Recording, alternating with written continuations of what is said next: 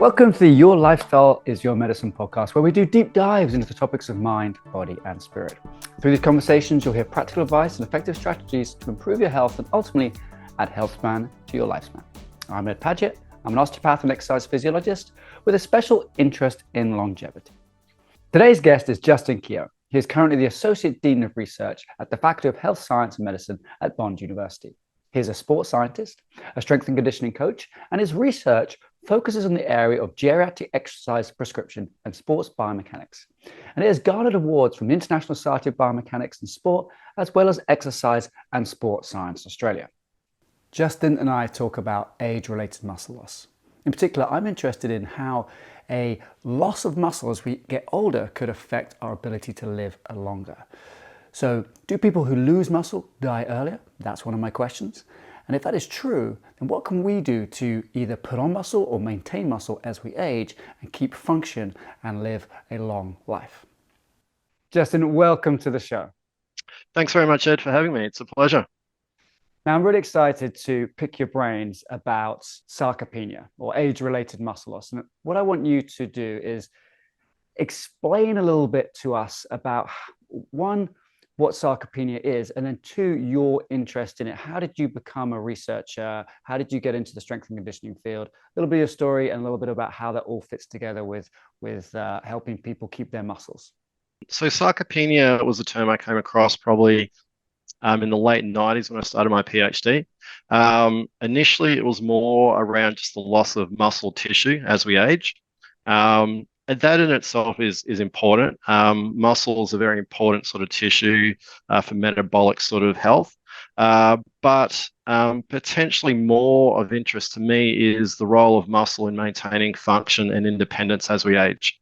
So contemporary views of sarcopenia are now muscle mass, strength, and physical performance. So physical performance being measured by typical gait speed or sit to stand sort of activities that, again, are fundamental to our independence and function as we age. So many older adults, particularly as they get into their 70s or 80s, or become at risk of entry into residential aged care or nursing homes, depending on the term in the world where you live, getting out of a chair becomes difficult.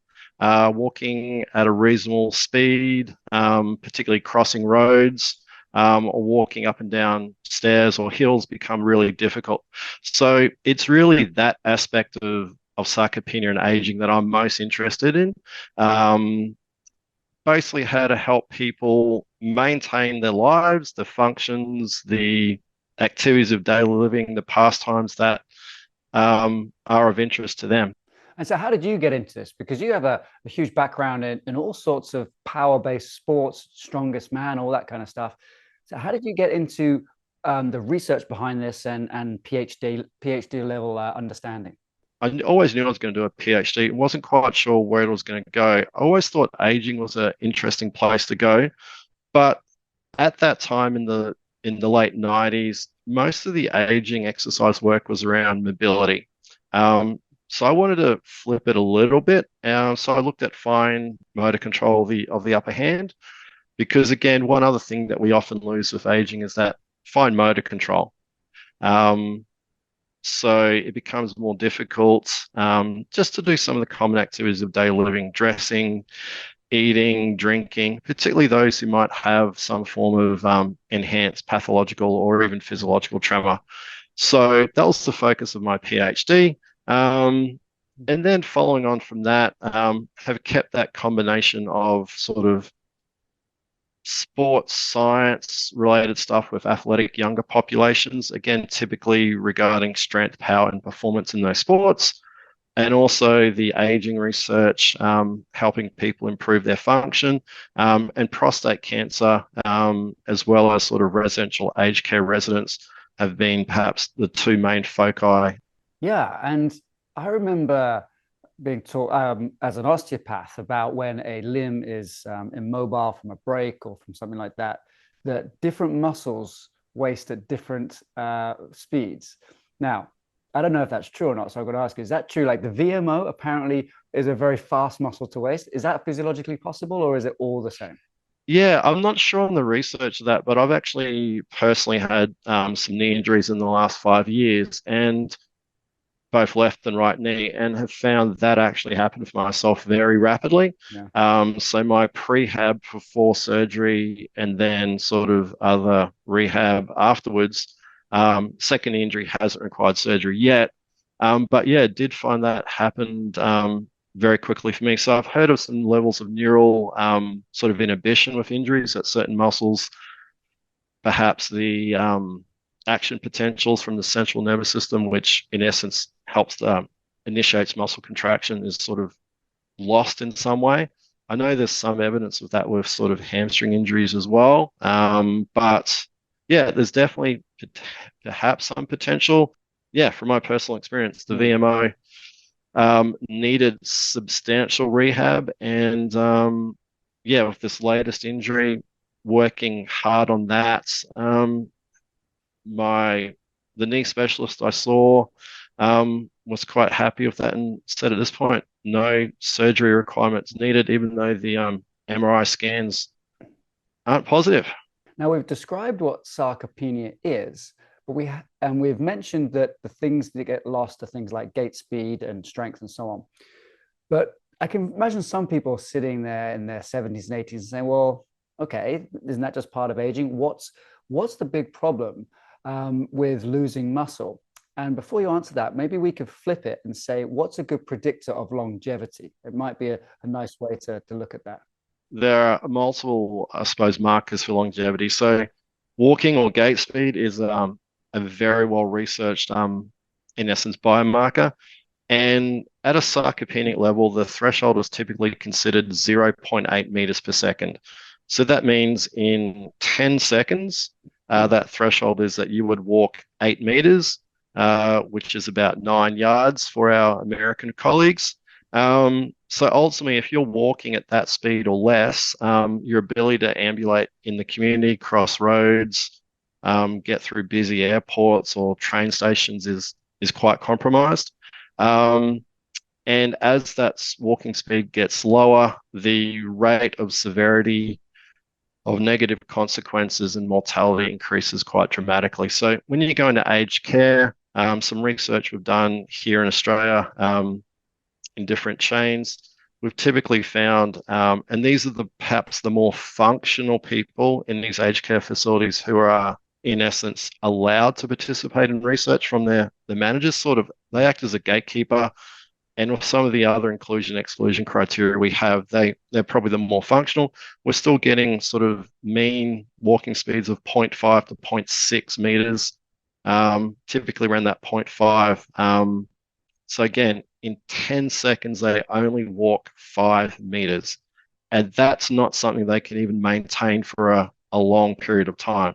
So one of the other big issues as you age, not even in aged care, but if you're not overly functional, living in the community, you might not really get out of the house much. Yeah. Yeah. And being stuck in your house is not great for your physical health, your physical activity.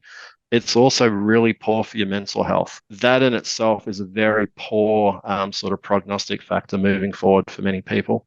Yeah, yeah, and the community aspect, isn't it? It's like if you lose community, sometimes community can sometimes trump other things. Some people live longer if they have a good community, and as evidenced in some of the Blue Zone work by Dan Buettner, I think community is a Hmm. big factor there. Okay, so someone listen to this and they're saying, okay, fine, I'm walking a bit slower. Can't I simply just train walking, or do I have to go to the gym and lift some weights? That's a great question, and not something that's necessarily been really addressed in research. So, um, I might start just with the training walking aspect Mm. to begin with. From a specificity principle, that makes a lot of sense that you improve more so at the task that you do. But we don't really have any clear guidelines of how individuals would actually train walking to walk better. In essence, if you continue to walk, um, the question is, what is the progression that's going to increase your walking ability? So, for many people, unfortunately, their walking ability is compromised due to a number of factors. One might be reduced muscle strength across a range of muscles from, say, the calves. Most programs talk about the quadriceps, but they don't seem to be as important as we think. Hamstrings and gluteus maximus as the hip extensors, and maybe hip flexors for swinging the leg forward, increasing that step length. So the exercises targeting those movements are crucial. Balance is obviously another big thing for many people. And unfortunately, some previous research has indicated that if we just strengthen some of these lower limb muscles, particularly in those seated exercises that are very commonly prescribed, leg extension, leg curl, leg press, that fall rates can actually increase. And I remember years ago looking at a meta-analysis. And I've got two daughters now, they're 15 and 12. And I remember this is probably like 5 or so years ago, and said to them, if grandma or other older people exercise and they sit down to do these leg exercises, do you think they'd get stronger? And they both go, yep, for sure. And then I said, will it increase their balance? And they just sort of both look at each other and go, Dad, why would that happen when they're sitting down? So ultimately, we need to have exercise prescriptions that involve more exercises that are performed standing. You might have to progress to that over a period of months, depending if your function is quite poor. But there should also be a progressive balance component of the exercise program done. And that balance should go from what we call static balance exercises, where you're standing on the same spot, perhaps having narrowing the base of support, so bringing your feet in closer, perhaps having one foot sort of in front of each other in what we call a heel to toe stance, or potentially even trying a 1 foot stance and maybe holding on to something initially, to then dynamic movement tasks. So things that look perhaps more like dancing, Tai Chi, those sort of things where you are moving in different directions, that require that dynamic balance. Yeah. So those things combined have good evidence for improving gait speed, and even work we've done in residential aged care in Australia. One of my PhD students, Samantha Thiem, she's now at Central Queensland University in Australia, did a project with aged care residents, of which none of them could get out of a chair with their hands on their chest initially.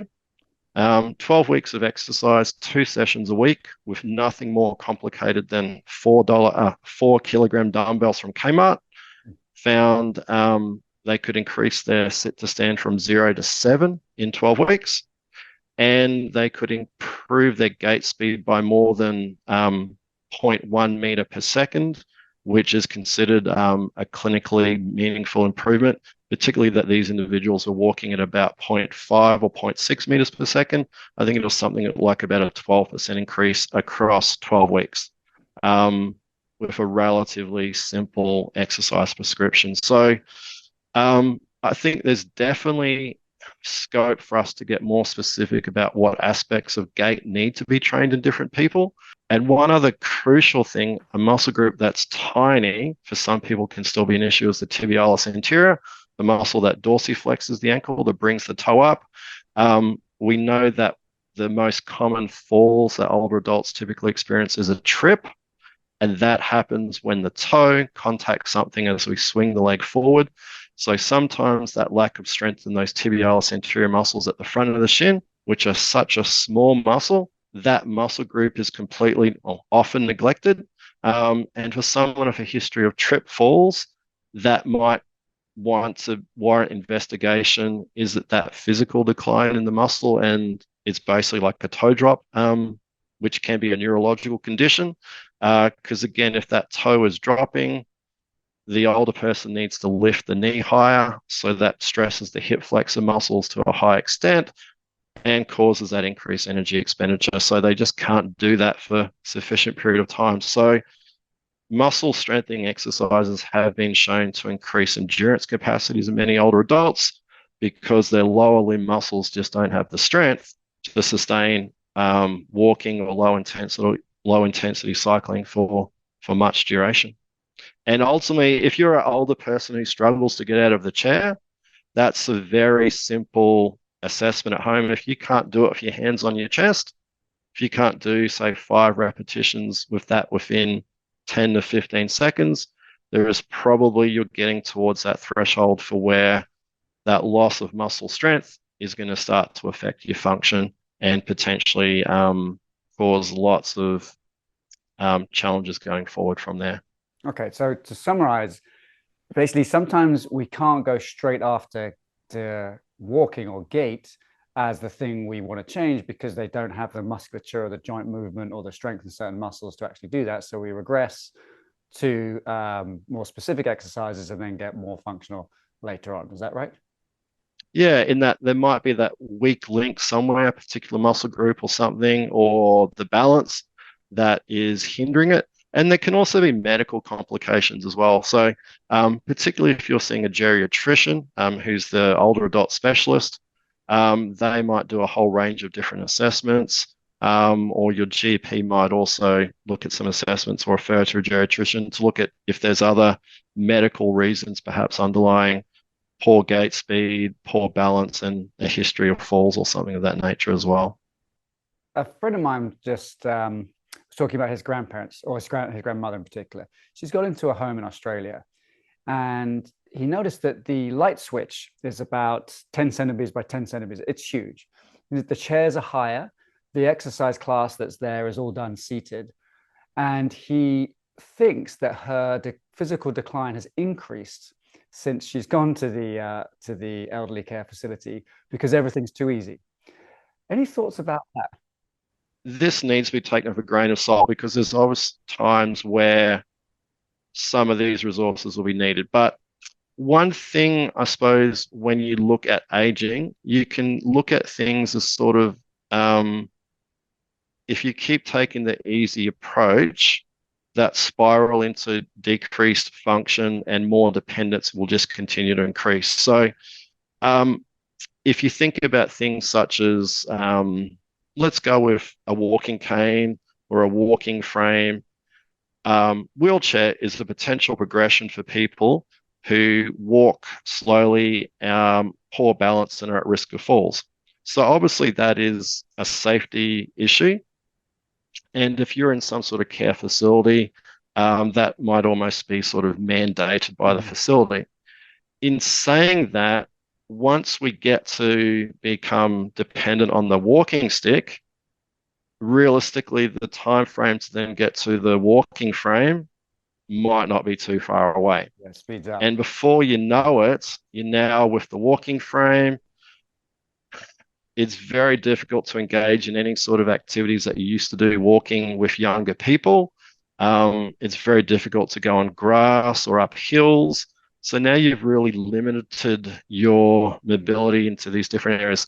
I feel it's better to try to prevent further decline by doing appropriate exercise, looking at nutrition, getting some medical assessments, etc., than just accepting the walking stick, the walking frame, the wheelchair, or perhaps those mobility scooters. Another way to think about longevity and aging and strength is to look at long-lived people. So again, you know, with the blue zones, those long-lived people, as far as I know, aren't necessarily going to the gym. So what is it that they're doing that helps them long-lived, and what can we bring back into our world? Probably a host of things. So in essence, some of those people in these long-lived communities are still very much living lifestyles where lots of their food, growing, processing, and cooking is done by them individually. Their physical activity levels are high. A reasonable amount of that physical activity is also loaded. So they're carrying things as they walk around often, or they're pushing and pulling objects as well. So in essence, they're doing a low to moderate intensity resistance training activities throughout the day. And they've been doing that for decades of life. So because and often they're doing a lot of stuff up and down hills as well. So in essence, what they've done is continue to perform predominantly aerobic activities, but interspersed with higher intensity, higher load versions of that. So these people, in essence, are doing those levels of intensity and volume and duration are sufficient to maintain a large amount of their muscle mass and their strength and function. So all of the things that they are doing are requiring strength, hypertrophy, balance, endurance, all these things throughout the day. If we can include some cognitively challenging components in exercise, so doing any resistance training exercise standing up like a lunge is cognitively demanding. Even for younger people, if they're switched off, they're going to lose balance and perhaps fall. Mm-hmm. So those sort of exercises, or the difference between walking on or going for a bike ride versus a stationary bike, by doing things that require both cognitive engagement and physical engagement, there's some evidence that those exercises better maintain our sort of walking ability, our falls prevention, and perhaps also our cognitive function as we age as well. And the research around exercise can help maintain or reduce the likelihood, maintain cognitive function, reduce dementia risks, is something that's starting to develop as well. Nothing I'm completely on top of, but again, something that most people I think would like to maintain as they age. Is it possible to increase mass the older we get? And I'm going to ask you this as I'm 46 years old. I set myself a challenge of putting on 2 kilos of muscle mass in 3 months. I brought a 12-week bodybuilding program and optimizing my protein intake, optimizing my creatine, rest days, corrective exercise days, the whole thing. And it's a month in, I put on zero ounces or zero or whatever we want to call it, 0 pounds. Yeah. Is it possible to put on muscle mass as we age? It is, with some caveats. The people are most likely to do it are those who haven't been physically active before. So I think, Ed, from what I know of your background, you've been active in a range of things. I'm not sure the mix of activities, but even endurance trained individuals might still struggle to put on much muscle mass potentially. It's definitely harder as you reach middle age, and even more so at older age. It's definitely difficult to improve hypertrophy, but the strength and those functional changes can still be very pronounced, particularly for the individuals who are perhaps in their 60s or older and are at some level less than they were in their 20s, 30s, and 40s. Yeah. Okay, that's interesting from the physiological point of view of the muscles being like a glucose sink, helping with things like pre-diabetes or diabetes. Yeah. We have an older person, that's not necessarily going to be the path we'd go and say, okay, put on muscle mass, that's going to help with your diabetes. But is there something to do with the physiology of the muscle that's trained and untrained, works differently, mitochondria, that kind of thing? Yeah, again, I'm not necessarily a full expert in this area, but a host of just the acute effects of the resistance training exercises, and what then happens in the body in terms of some of the endocrine and metabolic responses in terms of all the different aspects of energy metabolism have been found to change quite substantially with resistance training. And some of those things will definitely improve insulin sensitivity, your risk of type 2 diabetes, etc. And obviously, we're focused on muscle here to a large extent, but unfortunately, there's even another subcategory of sarcopenia, and that's called sarcopenic obesity. So these are individuals with low muscle strength and function, but higher than normal levels of body fat. So exercise and diet can also help to improve that body composition proportion. So reducing some body fat, maybe some small increases in muscle mass. And I remember an ad on TV years ago, some weight loss company, I can't remember what it was, and it doesn't really matter, but they had these individuals trying to play tennis and walk around with 3 kilogram bags of oranges strapped to their body. So it'd be like an athlete who wears one of those weighted vests to do an exercise session, wearing that throughout the day. And very quickly, that extra 9 or so kilos of body fat is going to cause reduces in gait speed, reduction in sit to stand performance, instability when walking, etc. So again, it can be for some older individuals that if that increase in body fat has gone past a level that they're happy with, losing 5 kilos or so of extra body fat can also have quite substantial increases in function, particularly when combined with that resistance training and balance training as well. So um, even some relatively small changes at both ends can make quite profound changes in your function and metabolic health. Because type 2 diabetes is highly prevalent in our developed countries and has a host of negative side effects associated with it. Yeah. Nice. I've heard you mention a sneaky little way to get activity into your lives called movement snacks. And I'm going to let you explain that because some people will be like, okay, I get it. I need to exercise more. I might not put on much muscle, but I'm going to have increased function and hopefully add health span to my lifespan. And I'm also going to potentially reduce muscle fat. But how do I do that? I can't go to the gym or I don't have time to go to the gym. So what's your solution for that?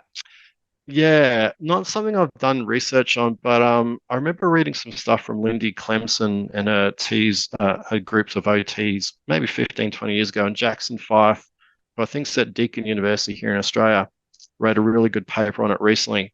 So with resistance training, we've typically had traditional approaches where, in essence, it comes from bodybuilding. 2 to 3 sets, 8 to 12 repetitions of a number of exercises that target the major muscle groups and movements of the body. And that still is very much the recommended exercise prescriptions for most chronic conditions, be it cancer, cardiovascular disease, diabetes, whatever it is. However, the barriers so many people face to exercise or any other health behavior is often time, cost, and effort. So going to the gym 3 times a week, doing these things, particularly if you're living in a big city and the travel there is challenging, the cost can be high. It's just a barrier that many people say is too much. Mm-hmm. So in this paper, they described another option. And again, this won't be suitable for everyone, but it's a super high intensity but low frequency approach. And again, that's typically gym based. So that's for the person who's happy to train really hard, but for a short period of time after they've progressed and developed some competency.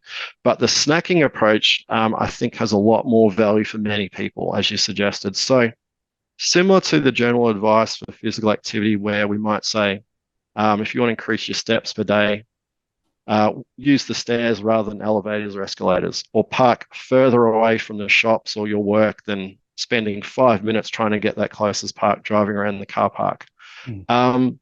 We look to do some of these resistance training activities throughout the day. So occupational therapists have done some of these things for years where they might get you to post just little notes in different parts of your house. So every time you go into the kitchen to boil the kettle or go to the fridge, you see this little sign that might say calf raises. And at that point, you do a certain number of calf raises, and over time, you can progress the number of those calf raises. Or you might even end up doing calf raises with one leg while balancing with a hand to some extent if you get that strong. And if you're doing one-legged calf raises, you know your calves are you're pretty strong and functional. That's a great level of function for people to strive to. Or it might be every time you get out of a chair, you again do at least one additional sit to stand movement. And again, progress that over time. So these little things that you can do in your house can be things, particularly for the lower body, that can then increase that sort of strength and function. So it can be leg lifts where you're going to lift the knee towards your hip, because again, that hip flexor muscle is important to increase the length of each step. So there's these different activities you can do, particularly for the lower body. And then you can look at some of the movements for the upper body. What are some things that you could perhaps snack on throughout the day there? So again, TheraBands are such simple, light objects that you can pretty much hide anywhere. You can hide under a couch or next to whatever it is in a drawer, that you might use them for some upper body pushing activities or pulling activities at different points of the day as well. So, or carrying sort of extra objects, taking stairs more.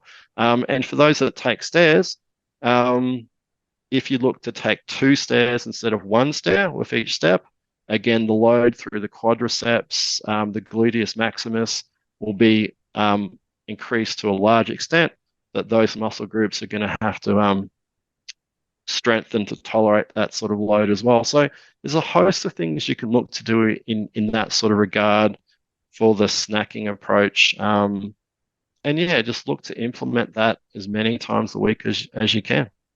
So if someone's saying, yeah, okay, I get it, but I don't like resistance exercise. I just want to do cardiovascular exercise. I like my bike and my recliner bike and that kind of stuff. Good or Mhm. bad for longevity? Good. Would look to throw some interval training, some high intensity interval training in the mix in some way. Someone starts exercising and they're like, yeah, I get it. I need to do the resistance stuff, but they get really sore. How can they minimize that delayed onset muscle soreness? All right. With all the programs we've been involved with, we go very conservative to start with. So we have often a 4 week, we might call it a familiarization training phase, where we might look to, if they did 10 repetitions on an exercise, for say 2 sets, we would select the load that they would probably be able to do between 15 to 20. So they're learning to do the exercise with some load, but not so much load that their focus is on, my God, this feels heavy. Oh, get the bar off me. If it's a bench press, for example. And we're not taking them to the point that they're anywhere near that muscular momentary failure. So the level of delayed onset muscle soreness is quite mild. And each week we just get a little bit closer. So again, by the end of the 4th week, there might be 5 repetitions still in reserve or something that they could do. And then from there, they can progress and get closer to that sort of level of muscle failure, which again, for most people, is probably still 2 or 3 repetitions in reserve for most sets. And if you are training to those levels of relative intensity, you're still going to get some pretty good results. Some people might take it closer, but again, not everyone wants that level of that final rep or two being really difficult. So those are some good tips. And even if you do get the delayed onset muscle soreness, um, within a couple of sessions, that will actually become quite minimal, but it can be a very off-putting outcome for someone who's never trained. So if someone's got a routine, maybe the personal trainer in the gym's given their routine or they've gone online and they've got one, how long should they be doing a routine before they need to change it? If it's working, you might not change too much of it. But often for people, if they stay on a program for more than 8 weeks with no variation, they might start to get to the point where they're just getting a little bit bored of aspects to it. So at that point, if you're either self prescribing your own program or have a trainer, you'd probably expect some variations to come in, be it repetition and set changes. Are you supersetting some things or straight sets? Or even simple things like you might have started off with a chest press machine or a lat pull down machine or a leg press machine. What movements would be very similar, but now start to use free weights and require a bit more balance? So would you do a sit to stand with like a goblet dumbbell on your chest, for example, instead of the leg press or something else? So similar movements, so similar benefits, but just a variation of exercise. And really, when we look at my exercise prescriptions and what's in the research, where some bodybuilders might say, well, this is the best exercise for this muscle group, find those variations of similar movements. It might be using TRX instead of dumbbells or something of that nature. And again, TRX is something you can easily put up at home, those suspension cords, and you can, again, depending on how horizontal your body is, the more horizontal your body is, the greater the load that you're actually lifting. And the more vertical, the much more easier it is. Similar to an older person perhaps doing a wall push-up initially, progressing to then putting their hands on maybe a desk at around hip high, and ultimately perhaps getting back to be able to do them on the floor. As we bring this to a close, where can people find out more about your research and where can they learn a little bit more about you? Yeah, so I'm currently working at Bond University in Australia, so I've got a profile there. I've also got a Twitter account, Dr. Strength 4, the number life. I'm pretty sure my Twitter profile is. So those are probably the two places where you can get me. All right. Is there anything that people sometimes ask you on podcasts, or something that's interesting in the research space at the moment that you think you would like to tell us about? It's much easier to prevent issues becoming a problem than to fix a problem when it happens. So again, some of the things with falls as we get older, particularly if you fracture your hip and then require weeks of bed rest, coming back from something like that it's probably even worse than an athlete getting an anterior cruciate ligament injury and then having to rehab for a year. Because ultimately, a proportion of older people post hip fracture will ultimately die within 6 months. So my biggest thought would again be it's better to prevent issues before they happen. And really the best ways to prevent issues are remaining physically active, initiate some resistance training components in that, be it snacking at home. If you like your cardiovascular exercises, look to do some of that high intensity intervals where you might go quite intensely for anything from like 5 seconds up to 30 seconds or even a bit longer. If you love walking and hiking, get some hills into you, get some stairs into you, maybe carry a backpack if you're still safe to do so. Do things in the garden where again you're digging, lifting, carrying stuff like that. Again, similar to those zones throughout the world where people are still functional without ever hearing of a gym. Look to eat predominantly a processed, an unprocessed diet. So regardless if you are either in the continuum being a vegan or carnivore or anything in between, if you're a vegan, great, but make sure when you go shopping, what you predominantly have in your trolley is fruit and vegetables and things of that nature. It's not all these processed versions. And beyond that, think of things that maintain your mental health as well. So what is your social circles? What are the activities that you do? How do you unwind? Are you someone who might want to get into things like meditation, yoga, etc.? Or is it just being in nature or other things like that that give you that mental sort of break as well? Because it does seem to be some link between stress and a host of these adverse events we see that are associated with aging, and particularly for those individuals who've been very busy with their careers through middle age, have children, have mortgages, all those stresses can accumulate. Look after yourself in all those different domains and don't neglect one, because it will come back to bite you sooner than later. Okay. All right, Justin, thank you very much for coming on the show. I really appreciate your time. All right. Thanks so much for your time, and it's been a pleasure. That's the end of this episode of the Your Lifestyle is Your Medicine podcast. Thank you so much for joining me in my conversation with Justin Keogh. Now, if you'd like to support the show, the best thing you can do is to subscribe on Spotify or Apple Podcast so that you can be notified when the latest episode comes out. And I'll be very grateful if you'll be able to go onto your podcast app and consider giving this a 5-star review so I can get this information out to more people. Additionally, if you're watching this on YouTube, please leave a review or comment below. Remember, if you want my direct help, go to my website, edpaget.com, subscribe to my newsletter, and drop me a message via the Contact Us link so I can see if I can help you make your lifestyle your medicine.